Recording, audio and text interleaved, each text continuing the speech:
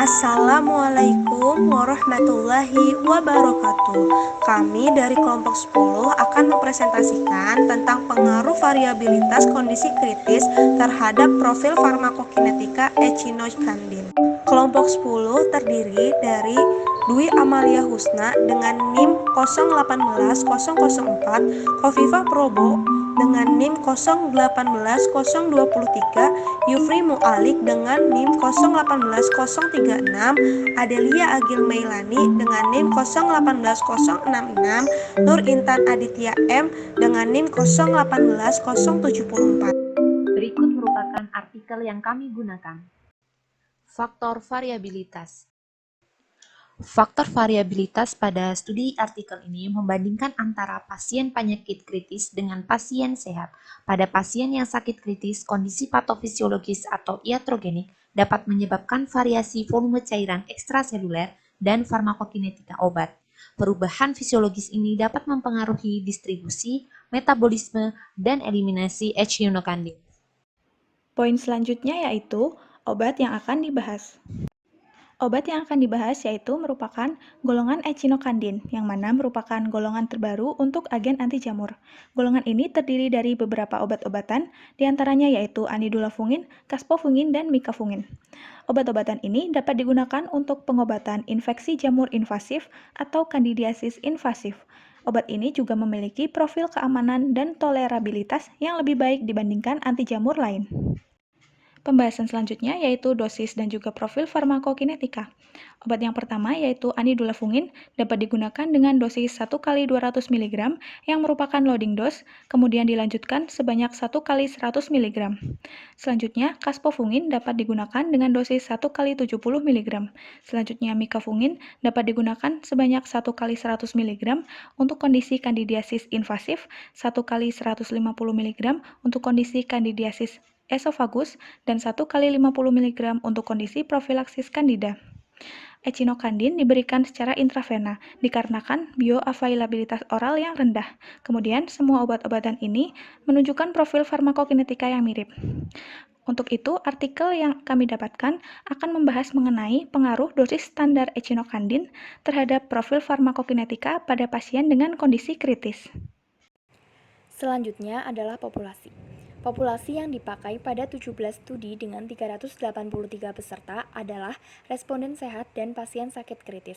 Semua pasien yang sakit kritis didiagnosis atau dicurigai dengan infeksi jamur invasif dengan BMI berkisar antara 16,2 sampai 51,3.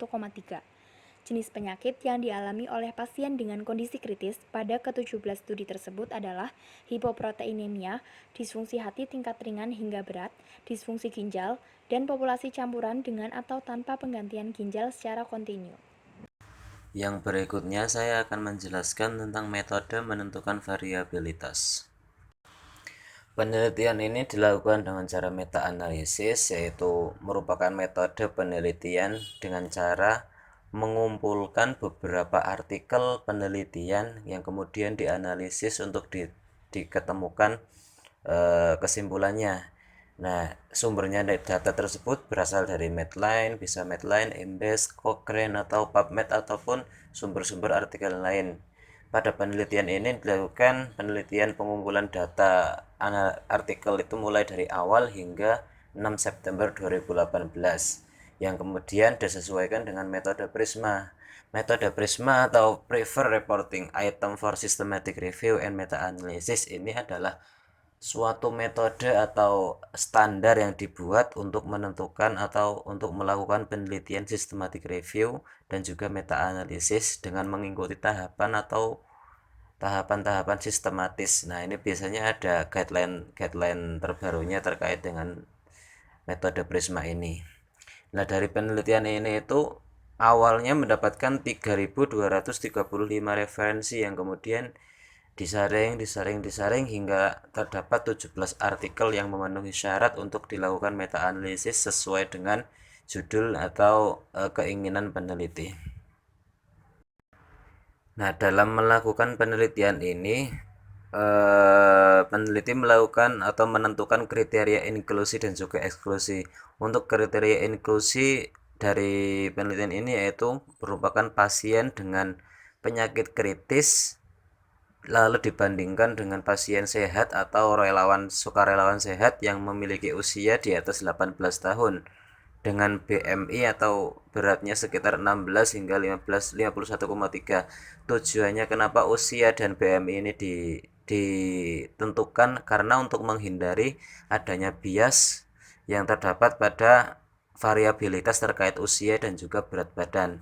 Lalu sakit kritis ini juga ditentukan sakit kritis yang seperti apa, yaitu kalau di sini ditentukan di diagnosis pasien yang sudah didiagnosis mengalami jamur invasif atau dicurigai dengan infeksi jamur invasif dengan BMI yang tadi 16,2 hingga 51,3 atau memiliki penyakit lain seperti penyakit ginjal, penyakit hati, dan lain-lain. Dan juga pasien menerima anidulafungin dengan dosis awal 200 mg atau hari pertama yang lalu dilanjutkan dengan dosis pemeliharaan 100 mg per hari. Lalu untuk kospofungin dengan dosis 70 mg pada hari pertama lalu diikuti dengan dosis pemeliharaan 50 mg per hari, lalu dilanjutkan untuk mikofungin 100 mg atau 150 mg per hari. Lalu data dianalisis ketika obat sudah mencapai CSS atau kadar tunak. Untuk outcome primer yang akan diteliti yaitu AUC 24 jam, kadar maksimal dan kadar minimal selama 24 jam. Lalu untuk outcome sekundernya yaitu mengukur waktu paruh, total clearance, dan juga volume distribusi. Berikut ini merupakan alur screening data pada artikel. Poin selanjutnya yaitu parameter farmakokinetika yang diukur. Parameter farmakokinetika yang diukur pada pemberian obat echinocandin untuk pasien kritis yaitu AUC 0 sampai 24 jam merupakan jumlah obat aktif yang mencapai sirkulasi sistemik, di mana AUC dapat berdampak pada efektivitas obat sehingga perlu dilakukan pemantauan efektivitas dari terapi yang diberikan. Volume distribusi berkaitan dengan hubungan antara jumlah obat dalam plasma dengan konsentrasi obat dalam plasma. Clearance obat yang tereliminasi dalam tubuh, Cmax kadar tertinggi yang terukur dalam serum atau plasma, Cmin kadar terendah yang terukur dalam serum atau plasma. Selanjutnya hasil. Dari 17 artikel yang direview, hasilnya menunjukkan bahwa pasien sakit kritis yang menerima kaspofungin memiliki AUC 24 jam yang lebih stabil dibandingkan pasien yang menerima anidulafungin dan mikafungin. Kemudian, Cmax pasien sakit kritis yang menerima kaspofungin dan mikafungin serupa dengan responden sehat. Namun, Cmax pada pasien sakit kritis yang menerima anidulafungin lebih rendah daripada responden sehat. Selanjutnya, Cmin dan T setengah pasien sakit kritis yang menerima kaspofungin lebih besar dari responden sehat. Selanjutnya, volume distribusi dan clearance pasien sakit kritis yang menerima anidulafungin dan mikafungin lebih besar daripada responden sehat. Kesimpulan.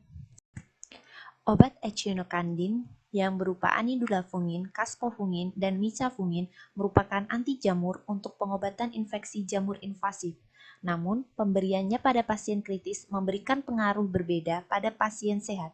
Dari 17 studi berjumlah 383 responden yang terbagi menjadi responden sakit kritis dan sehat, didapatkan hasil bahwa kondisi kritis mempengaruhi profil farmakokinetika echinocandin. Berikut daftar pustaka yang digunakan oleh kelompok kami. Sekian presentasi dari kelompok 10, kurang lebihnya mohon maaf. Wassalamualaikum warahmatullahi wabarakatuh.